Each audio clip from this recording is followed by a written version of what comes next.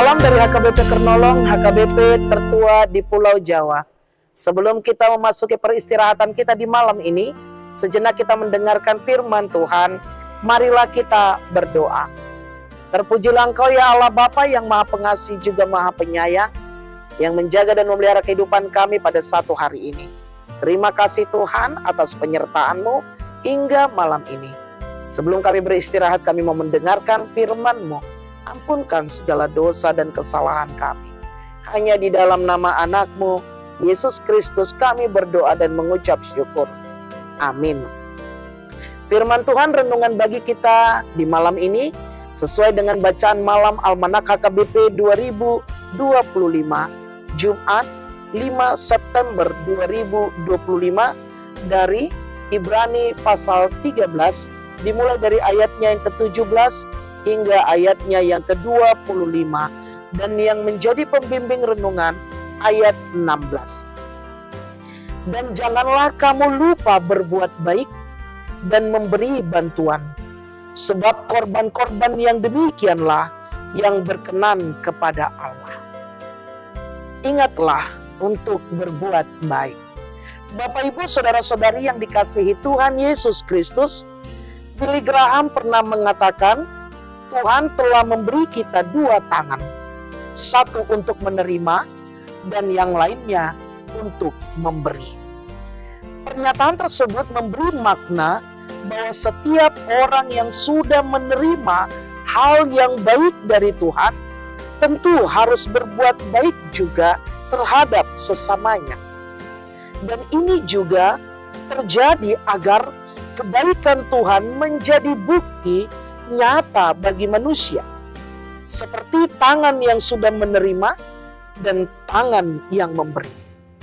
Demikian juga penulis surat Ibrani memberikan kesaksian bagi pembacanya bahwa Kristus telah menggantikan semua korban yang dimaksud dalam perjanjian lama kepada kematiannya di kayu salib.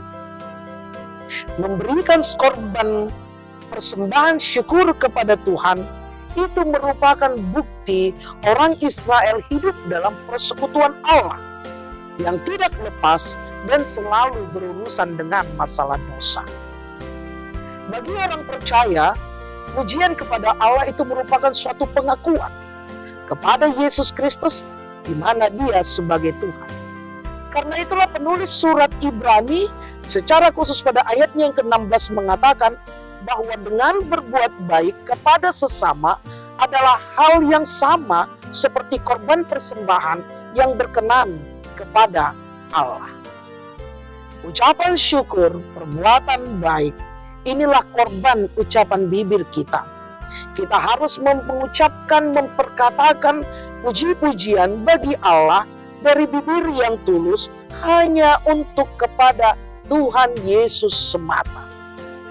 Tetapi penulis juga mengingatkan agar orang percaya jangan lupa untuk berbuat baik dan memberi bantuan, sebab korban-korban yang demikianlah yang berkenan kepada Allah. Jadi bukan hanya di bibir saja bahwa kita mau berbuat baik, tetapi diwujud nyatakan dengan perbuatan kita kepada mereka yang membutuhkan.